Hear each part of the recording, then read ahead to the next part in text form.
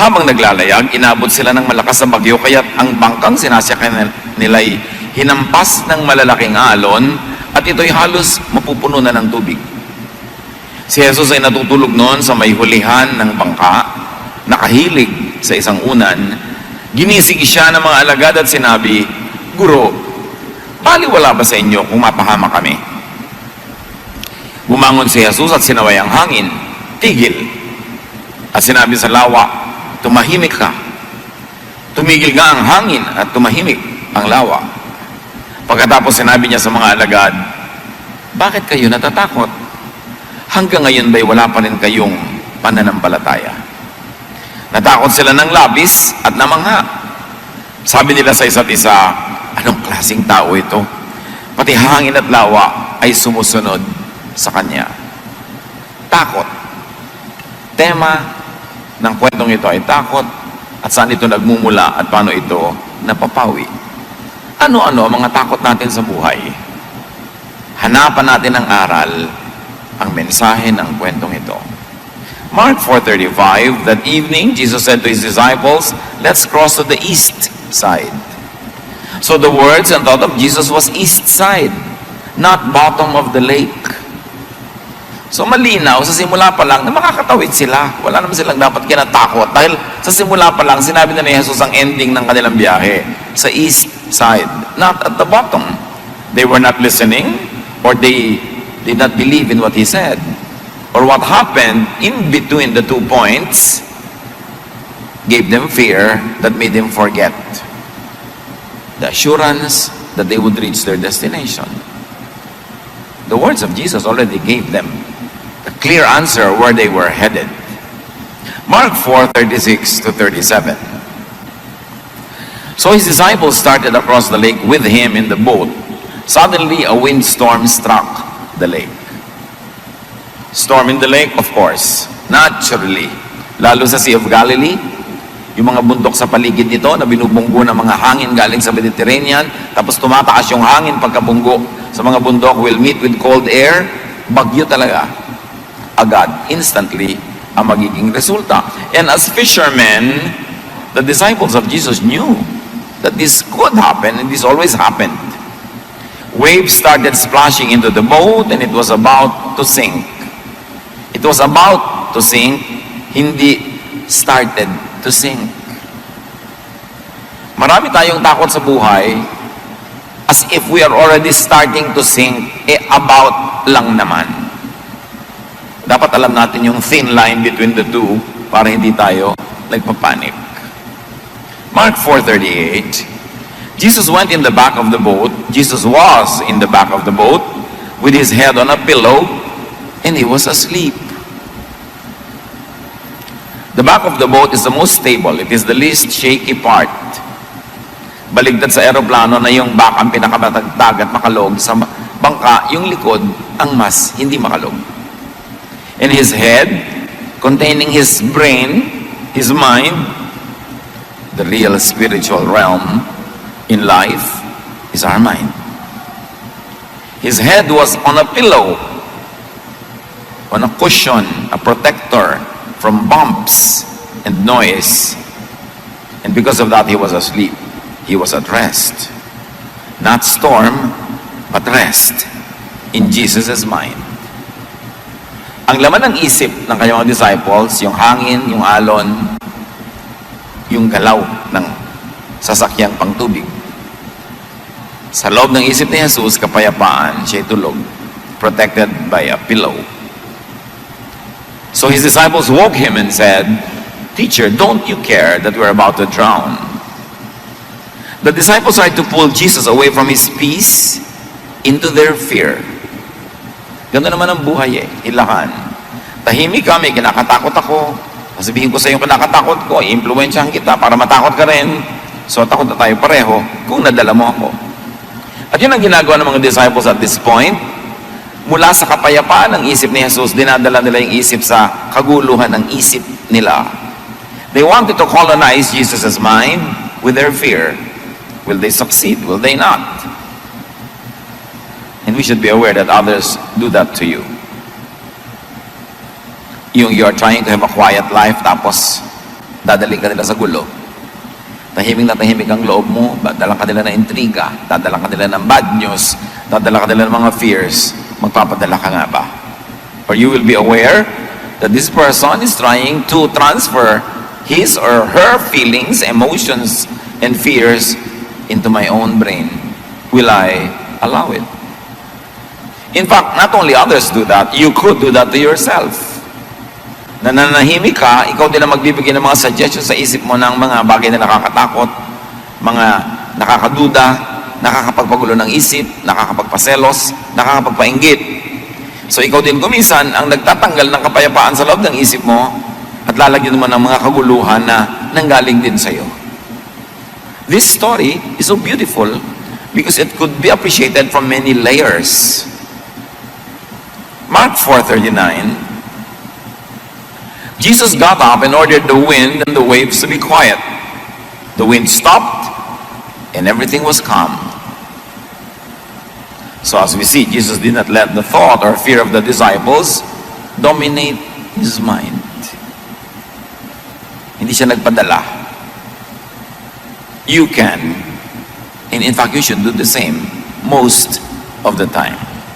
May mga cases naman na dapat talaga tayong maapektuhan, dapat din tayong mag-share nung iniisip nung nag-share sa atin kasi valid. Pero maraming mga fears are born of being just contaminated by a fearful mind of another person. Dapat tayo merong paninindigan, buo ang ating loob na hindi tayo agad-agad na nadadala, nagagalit nila, natatakot, o kaya ay naloloko. Malinaw dapat sa atin, ano ang ginagawa ng isip niya sa isip ko? Ini-influence ba niya? Negative ba? Positive ba? Dapat tayong aware. Mark 4:40, Jesus asked his disciples, "Why were you afraid? Don't you have any faith?" Faith is thought. So Jesus is saying fear is lack or absence of faith. Or fear is absence of faithful thought. Fear is really thought.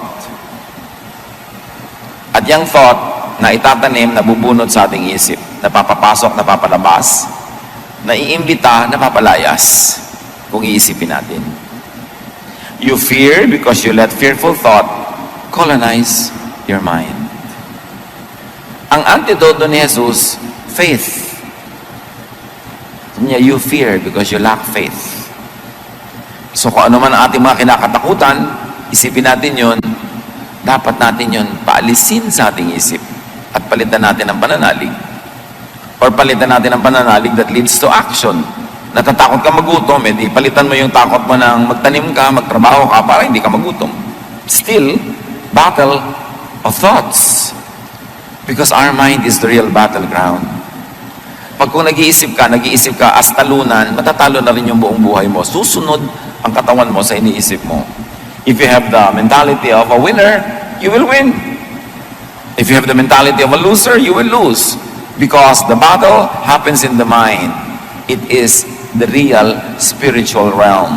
Where spiritual battle between good and bad, between all contrasting ideas, happen.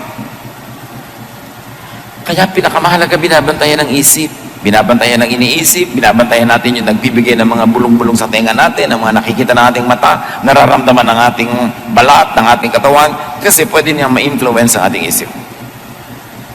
Nananahimik ka, biglang may isang dadaan na kaakit-akit, sumunod ka na, dahil sa isip mo, pumasok yung isang tukso, sumunod ang yung buong katawan, at mamaya ang yung buong buhay, at ang mga mahal mo sa buhay na sangkot sa iyo. It all begins with a thought. Mark 4:41. Now they were more afraid than ever and said to each other, "Who is this? Even the wind and the waves obey him." Dapat sana natahimik na sila nung napatahimik yung bagyo. Pero lalo pa rin silang natakot. These men choose to be always afraid. The same heat that melts the wax hardens the clay. So the same event that could have given them peace now gave them more worry and more fear. So it's really a choice. You can choose to be a warrior. You can choose to be always afraid, or you can make the other choice, the other extreme. So the disciples let and made more fear, not peace, park in their minds. What do you allow to park in your mind? Peace or fear? Trust or distrust in God? Worry, anxiety, jealousy, anger, lahat yan ay thoughts. Pero yung thought na yon, pag nasa brain na natin, mapapakilos ang ating kamay, ang ating paa, ang ating bibig, ang buong buhay natin, pwedeng paandarin ang thought. In fact, lahat thought. Bakit ba yung aeroplano nakakalipad? Somebody thought of doing it. Nagkaroon ng mga unang experiment, in-improve ng in-improve, ngayon nakakalipad na. May nag-isip eh. Bakit ang isang karayom, ihulog mo sa tubig, lulubog, yung barko lumulutang, mas mabigat. May nag-isip kung paano gagawin yon. Ang kahanga-hanga na naisip ng mga tao, facts. Bakit nandito pa yung papel ko pero nakarating na sa kanya? May nag-isip. Pag naiisip ng tao, pwede mangyari. At ang faith ay isang uri ng pag-iisip. Kaya sabi ni Jesus, if you believe, nothing will be impossible for you. Ito ang pinakamahalagang bahagi ng ating pagkatao, yung ating isip. Pero itong madalas hindi natin talaga binabantayan. Binabantayan mo yung bag mo, binabantayan mo yung kwarto mo, binabantayan mo yung bakuran. Pero yung utak ko, ano-ano na lang. May advertisement na pumasok sa utak mo, hindi mo alam, naghahanap ka na pala sa fridge nung sinabi ng advertisement na kainin mo ngayon. Yung may nadinig ka, may nabalitaan ka, nakakapagpatakbo ng buhay mo yon. Dapat aware ka kung alin ang tatanggapin, alin ang tatanggihan, at alin ang partly tatanggapin, partly tatanggihan. Itong mga disciples, buong-buo nilang niyakap yung idea of fear. Now, life, like the lake, will naturally have storms and troubles. Kayo po, ano storm nyo ngayon? Pag meron, di ako magtataka. Ang magtataka ko, wala. Kasi ang wala lang storm, ang wala lang problema, yung patay. Pag buhay ka, natural. Parang, uy, may storm sa lake, natural. Sa buhay ko may problema, natural. Pero, ikaw ba yung Jesus na natutulog through the storm o mga disciples na may problema, natatakot, nanginginig? Position yourself at the back of the boat where Jesus is, where there is least shake. Ano yung back ng boat? Pinag-usapan nga po natin mga kapatid. Yun yung pinaka-stable, pinaka-tahimik, pinaka-payapang bahagi ng bangka. Ganon din yung buhay natin. Merong stable, payapa at tahimik na bahagi. Halimbawa, yung bahaging hindi ka nandalakaw, hindi ka nandadaya, hindi ka nagsisinungaling, wala kang inaapi, tahimik na buhay yun. Tahimik na bahagi ng buhay. Kesa yung may dinaya ka, siyempre bukas malalaman niya, may ninakawang ka, bukas gagantihan ka niya, may sinaktan ka, gaganti sa sayo, yun yung harap ng bangka, yun yung makalog, magulo. Alam mo, may magulong buhay at may tahimik na buhay. Ang itinitinda mo, mga bawal na produkto, mga fake, magulong buhay yan. Huwag mo expect yan na magiging fear-free ang buhay mo. Kasi magulo yun eh. Yung nakikipagrelasyon ka, yung pala may asawa na siya, alam mong magulo ang susuotin mo. Yung nagnanakaw ka ng credit ng iba, nagnanakaw ka ng ideya. Sa buhay na ito, pwede nating piliin kung doon tayo sa tahimik na lugar o sa magulo. May mga tao, chismisan ng chismisan, doon ka pa makikiumpok. Alam mong gulo yung lugar na yon. Meron naman mga tao na nakikita mong napakahusay nila mamuhay, hindi sila nakikialam sa buhay ng iba, productive sila. Pag doon ka nakisalamuha, yun yung likod ng bangka, mas tahimik yun. Hindi ka masyadong maliligalig doon. Yung buhay na sobra kong makapaglustay. Pagkatapos, pag may pangangailangan, walang pera. Pag may sakit, walang pera. Pag kami namatayan, walang pera. Yun yung part ng bangka na magulo. Pero yung nagsisikap, kumikita, nag-iipon ng konti, kahit man lang, meron kang aasahan pag nangangailangan ka, hindi ka masyadong laging naliligalig. Mas stable. This boat is a very beautiful metaphor. So, saan tayo lumulugar sa buhay? Kadalasan, tayo ang naglagay sa atin doon sa gulo na yon, kaya magulo. kundi lang dahil nadamay tayo kasi may mahal tayo sa buhay na pumunta doon. Siyempre, nadadamay tayo dahil mahal natin siya, nadadala tayo niya sa kanyang gulo. It is important. The back of the boat is the mind of Jesus. It is the godly, spiritual world. It is the rock, not sand. Stable. Pwedeng asahan. Ang pamamaraan ni Jesus, yun yung back of the boat na tahimik. Yung pamamaraan niya na sinabi niya, forgive. Yun ang tahimik yung naghihiganti. Magulo yun. Yung sinasabi niyang love people instead of hate them. Yun ang tahimik. Yung sinasabi niya, hinihingi niya yung dala mo, bigyan mo pa, dagdagan mo pa, para matahimik siya. Titigilan ka niya. Yun ang tahimik na pamamaraan. Hindi nag-aagawan kayo, nakikipag-agawan ka lagi. Yung sinasabi ni Jesus na, tumulong ka sa kapwa, kesa sa nanglalaman ka sa kapwa. Yun ang tahimik na paraan. That is the back of the boat. That is the mind of Jesus. That is the spiritual realm in which we should operate. And in life, we should benefit from and use all possible helpful positions. Like the back of the boat. Like, have pillows. Get help. Ano ba ang mga pillows ng buhay natin? Mga kaibigan, mga kasama natin na sinishield tayo from too much shake, from too much collision with other hard objects. Yung mga kaibigan mo na inilalayo ka sa gulo, pinapayuhan ka ng maganda, tinuturuan ka, kesa mga taong lagi ka nilang isinusuong sa gulo, pinapasok sa away, pinapahamak. Hindi pilo yun, bato. Kaya pag nakapatong ang ulo mo sa bato, konting uga, nakakabukol ka na agad. At may mga tao sa paligid natin na pillows. May mga tao na bato, malalaking bato, na nakakabiyak ng ating mga bungo. So again, pipili ka. Saan ka sa sandal? Kanino ka sasama? It's a choice. Help and get helped. And then prepare for times of need. Yun yung back of the boat. A more secure portion and part of life is to be prepared for times of needs. Yung nagtatanim ka para kami anihin. Nag-iipon ka para may magastos ka sa pangangailangan. Yung meron ka pang gastos pa nagkasakit ka o may insurance ka man lang. Yan yung sinasabi dun sa Proverbs 31 na babaeng, she can laugh at the days to come.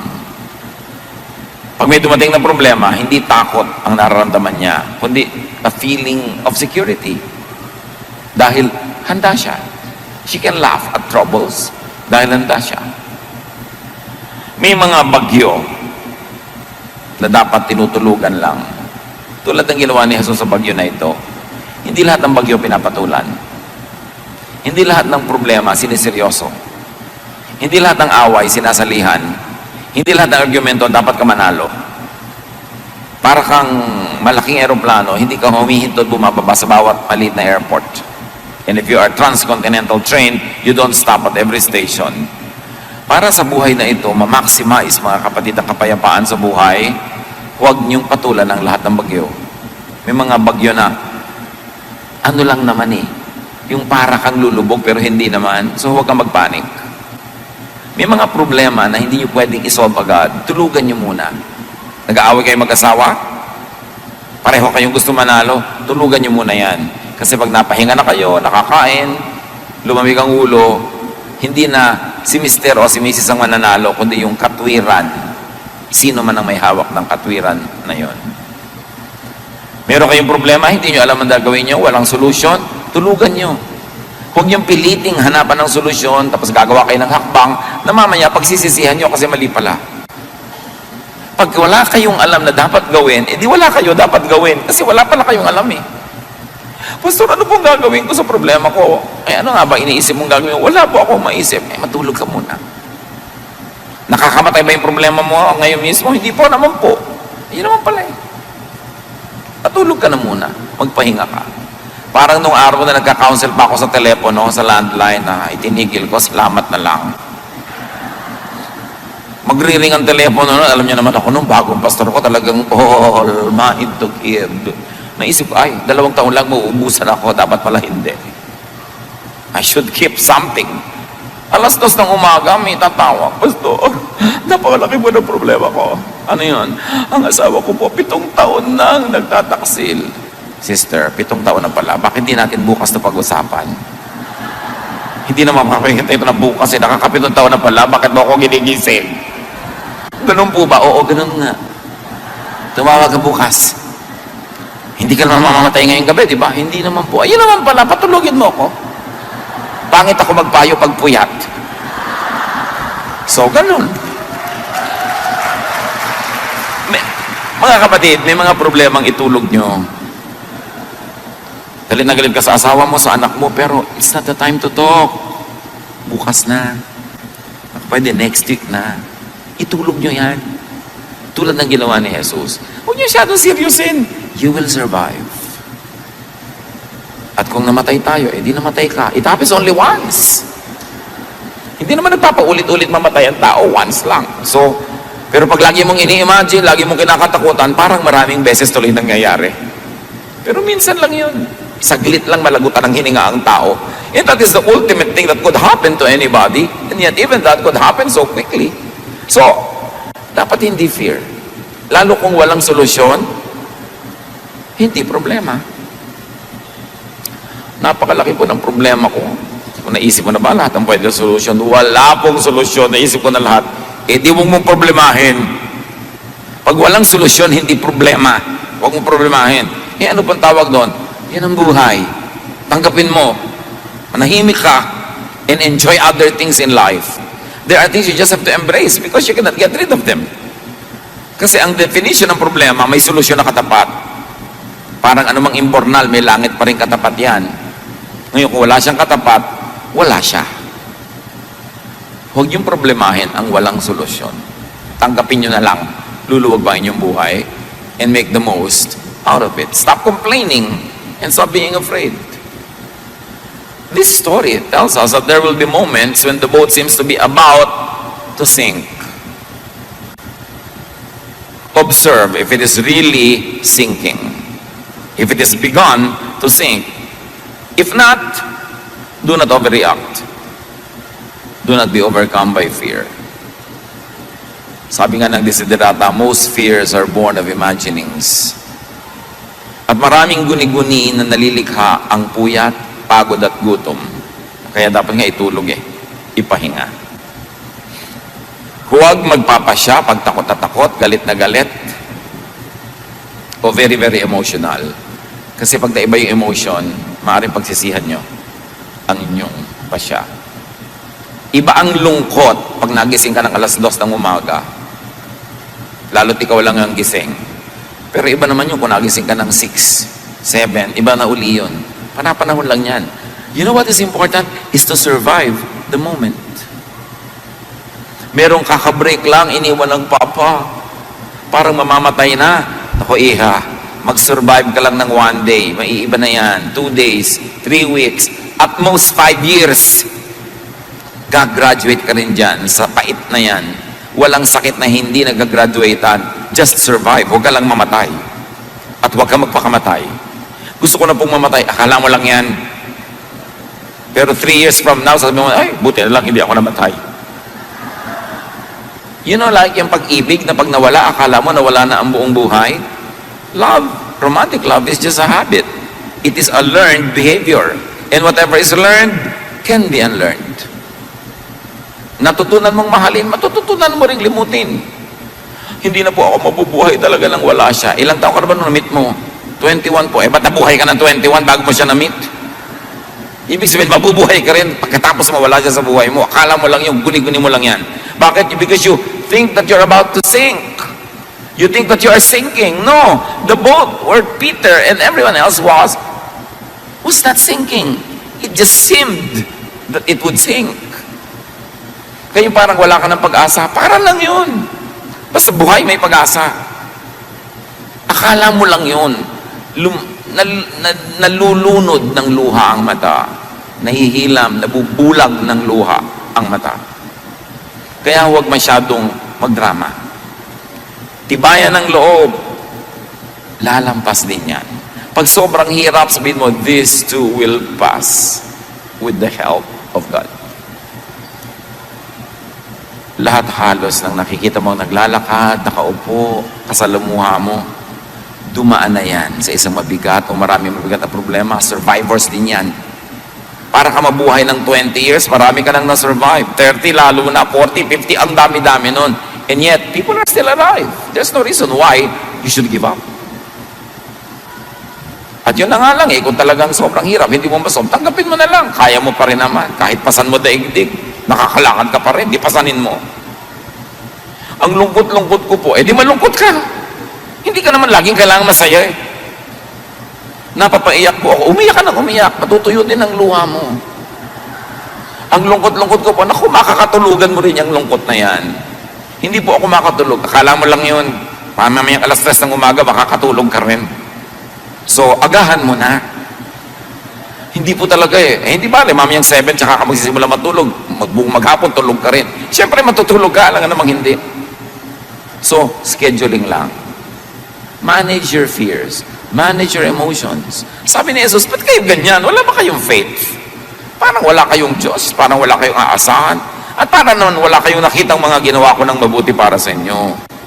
Pagkasama si Jesus, sabi niya, I can smile at the storm. Alam niyo yung kata na yun, yung kasama mo si Jesus sa boat, you can smile at the storm. Hindi dahil nakakatawa yon, kundi dahil nakakapagpalakas ng loob ang presensya ng Panginoon. 1 Peter 5:7, ipagkatiwala niyo sa Kanya ang inyong mga alalahanin. Mga alalahanin niyo sa buhay, sapagkat Siya ay nagmamalasakit sa inyo. Alam niya ang pinagdaraanan nating lahat. So look at Jesus. If He is sleeping, you be at rest. If He is not concerned, don't be. Kaya mahalaga na alam natin ang isip ni Jesus, alam natin kung anong mahalaga sa Kanya, alin ang hindi. Para, huwag na natin pahalagahan yung hindi naman pala mahalaga sa Kanya. Huwag natin katakutan yung hindi naman niya kinatakutan. Why? Because Jesus is in us. Yun ang lagi nating nalilimot, that Jesus is in us. The Spirit of the Lord is in us. So meron tayong kasama, hindi tayo kahit kailan nag-iisa, at hindi tayo mahina, because the Spirit is in us. Pag tinignan niyo si Jesus, hindi siya natatakot, huwag kayong matakot. Parang sa aeroplano, yumayag-yag yung aeroplano, kumakalog-kalog, pero nakita niyo yung stewardess, patuloy pa yung nag-aayos sa mga plato-plato, hindi siya natatakot. O, tingnan niyo siya. Sabi niyo, kung nakakatakot nito, uupo na yan, magsi-seatbelt na. So, I should not be concerned. Ikaw, takot na takot siya, hindi. Magkaiba lang yung isip niyo, pero magkaiba ang inyong blood pressure, magkaiba ang sitwasyon ng katawan niyo, kasi magkaiba ang iniisip niyo. Don't be too concerned about many things. Know what the basics are, and if the basics are there, be happy with all the other things, whether they are there or not. Sabi ng Panginoon kay Martha sa Luke 10:41, Martha, you are worried and upset about many things, but few things are needed. Or indeed, only one is needed. The storm outside cannot enter if the mind is filled with faith. Nakakapasok ang takot kasi may space na dapat sana ang laman nun, faith. The law of impenetrability says only one thing occupies one place at one time. So kung puno ka ng faith, walang space yung fear. Inversely proportionate yan. The more faith, the less fear. The more fear means less faith. So fill your mind with Jesusness, with the thoughts, teachings, assurances of Jesus. And do not leave room for the devil, which in this case means negative thought or fear. Hindi laging may dalang malaking tinidor yung devil at hindi laging siyang mayroong buntot at mga sungay. Negative thought could be the devil. Hebrews 12:2, we must keep our eyes on Jesus, who leads us and makes our faith complete. In Ephesians 4:26-27, do not give the devil a foothold. Huwag ninyong bigyan ng pagkakataon ang diablo. Huwag ninyong bigyan ng pagkakataon kayo, bigyan ng takot, bigyan ng galit, bigyan ng inggit, bigyan ng selos. Don't give the thought a chance. Reject it. You can say no. Sabi sa Bible, resist the devil and he will flee from you. Just say no. I don't like this thought. Get away from me. Don't entertain. And like we saw in the story, change the weather in the lake with your faith. You can change the weather in the lake with faith. Luke 10:17, when the 72 followers returned, they were excited and said, Lord, even the demons obeyed when we spoke in your name. Pati mga diablong kinakatakutan nila, uutusan nila sa pangalan ni Jesus. Sa pananalig, walang imposible. At hindi laging salita lang, in the name of Jesus, in the name of Jesus. No. Yung storm sa lake mo is poverty. Hindi mo sasabihin, in the name of Jesus, lumayas ka poverty. No. Follow the teachings of Jesus. Plant, so you will harvest. And that is faith at work. Gusto mo tumahimik ang buhay mo, sundan mo si Jesus. Forgive. Make peace with people. And then your lake will be quiet. Metaphor yan eh. Sagisag, simbolo. Dapat basahin ang mas malalalim na kahulugan. Apply the Jesus way and you can quiet the storm around you. And these are emotional storms, mental storms, interrelationship storms. Pag sinunod mo si Jesus dahil nananalig ka sa Kanya, you can have the power of Jesus to quiet the storm. Or change the weather in your mind with your faith. So you can change the weather outside, or you can change the weather inside your brain with your faith. Na talagang may bagyo pero hindi ka pa rin natatakot, nagtitiwala ka. May mga kung ano-anong iniisip tayong pwede mangyari sa buhay, pero yung pagtitiwala mo ang nananaig, hindi yung takot. So pwede mong alisin yung bagyo kung papalitan mo ang paraan ng yung pag-iisip. May bagyo sa labas ng isip, physical, at may bagyong nasa isip. Mas madaling mo control, basta alam mong magdisiplina ng yung isip. Romans 12:2, be changed by the renewing of your mind. Ang pagbabago ay sa pagbabago ng isip. So kayo ba matatakotin? Ano sa mga thought habits nyo ang nagbibigay ng ganyan? Tayo ba ay nervyoso? Tayo ba ay inggitero? Puro pag-iisip yan. Kailangan makontrol yung inyong isip para hindi kayo dalhin sa bagyo. Observe from Jesus and the disciples that peace and trouble are both in the mind. Romans 8:6, the mind governed by the flesh is death, but the mind governed by the Spirit is life and peace. So let the Spirit govern your mind. Watch your mind, watch your thoughts. Binabantayan yan kasi dadalhin yan tayo kung saan. Dadalhin niya tayo sa harap ng bangka o sa likod. Dadalhin niya tayo sa bagyo o sa tahimik at payapang panahon. Teach, train, and discipline your mind to have faith in God and not fear. 2 Timothy 1:7, sapagkat ang Espiritong ibinibigay sa atin ng Diyos ay hindi Espiritu ng kahinaan ng loob, kundi Espiritu ng kapangyarihan. Nasa Panginoon ka, you must have the spirit of a victor, a winner, a champion. Hindi yung para kang lagi na lang kailangan ligtas, kailangan tulungan, kailangan kawaan, kahabagan. That's the spirit of a loser. At hindi yan bagay sa mga anak ng Diyos.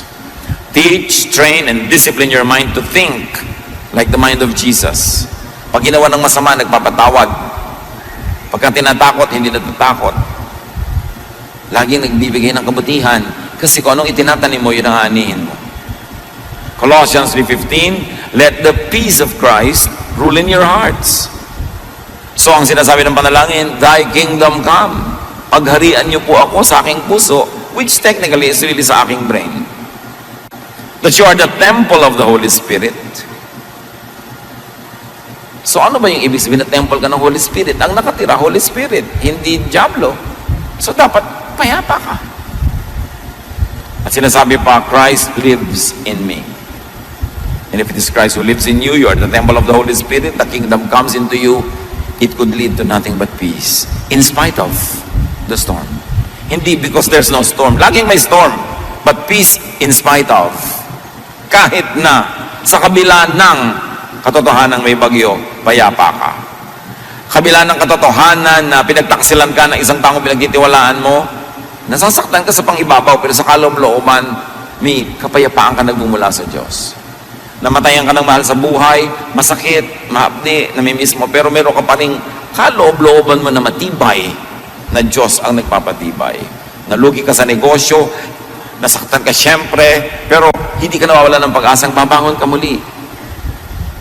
Nabigo ka sa mga gusto mong gawin, pero hindi ka bumibigay dahil alam mong meron pa na pagkakataon. It is important for you to command, control, and change the weather inside your mind. Because the real deadly weather is not out there, but in here, in the mind. That is the realm of the spirit in which all the battles happen. Battles of choices between good and evil, between right and wrong, between light and darkness. It all happens not out there, not down here, but in here. This is the realm of the spirit. Kaya binabantayan ng isip. Mark 9:23, if you can, Jesus said, everything is possible for one who believes. Pag naniniwala ka, paniniwala ay isip, lahat susunod sa iniisip mo. Lahat mangyayari. Tulad ng bulwagan na ito, ginawa in 77 days. Kasi may nag-isip na gagawin at pwede. Nagawa. Pero kung ang gumagawa sa building mo, isang, naku, mahirap po yan. Matagal niyang gawin. 20 years na, hindi pa yung tapos. Naku, ang hirap po mag-aaral. Ay, kaya pala, 15 there. Na lagi na lang para kang talo ng weather. Hindi po ako nakapunta kasi po umuulan. Last week yun. Ba't kahapon? Kasi po ang init. Kahit naman umulan ng minute, di ka pupunta kasi ang utak mo ayaw pumunta. Every willing heart will find a reason to do it, and every unwilling heart will find an excuse not to do it. It's in the mind. So make Jesus through your faith Lord over your weather. Walang imposible. Bihirang-bihira, konting-konti lang yun. Baka hindi mo nga ma-encounter sa short lifetime yung tunay na imposible. Lahat posible. Jesus transferred the thought of peace on his mind to the outside world, to the lake, to the wind, to the storm. Such is the peace inside the heart of Jesus that when he commanded it over the weather obeyed. Greater is he that is in you than he that is in the world. At hindi lang spiritual ang ibig sabihin nun, marami pa. Yung talent na binigay sa'yo, greater than the exams that you will encounter. Yung lakas ng katawan na binigay sa'yo, greater than all the feats and all the challenges that you are facing. Greater is he that is in you. Dapat mong huwag kakalimutan. Para hindi ka nagpapatalo agad, nagsisimula pa lang, nagpapatalo ka na. Hindi ko naman kasi kakayanin, so binigay ko na sa simula pa lang. That is the spirit of a loser.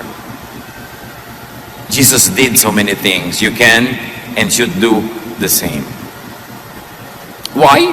Because you were made in God's image. Jesus is the firstborn of the family of God. Ibig sabihin panganay, may mga kasunod at tayo yon, mga anak ng Diyos. Ang ibinigay kay Jesus ay ibinibigay din sa atin. Hindi lahat, pero marami.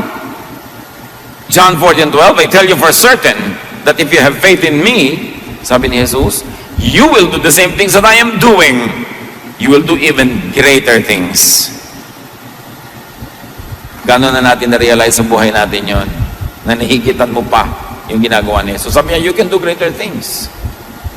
Iyon na lang pumantay tayo, ang laking achievement o sumunod man lang ng malapit-lapit, hindi sobrang layo. We have barely scratched the surface of our potential as children of God. We have barely understood the power of the Spirit that is in us. That same power that raised Jesus from the dead. The same power that made Jesus walk on water. The same power that made Jesus call the dead to rise. Nakadinig ang mga bingi, nakakita ang mga bulag, nakabangon ang mga lumpo. Sabi ni Jesus, you can do these things if you have faith. Kaya nga sabi na, wow, Lord, yung mga demonyo kinakatakutan namin noon, iniiwasan namin yung mga poses. Pagbanggit namin ang pangalan nyo, naglalayasan, sabi ganon, yun lang, natuwa na kayo, marami pang iba. Marami pang iba. Huwag kayong makontento sa level ng spirituality nyo na yun, na ang tagal-tagal na para na kayo na-imbak na lang dyan. Kailangan mag-improve to the point that you can calm the weather. Either the weather out there or the weather in here. Being a Jesus believer and follower is being like Jesus. Seryosohin natin ang ibig sabihin na tayo ay naniniwala kay Jesus. Hindi lang sa bibig, hindi lang sa isip, sa gawa.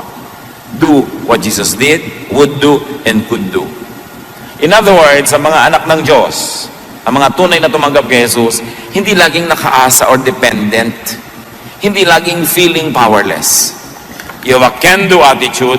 You have a winner's attitude because greater is He that is in you than he that is in the world. Iniwan ka lang ng nobyo mo, papakamatay ka na.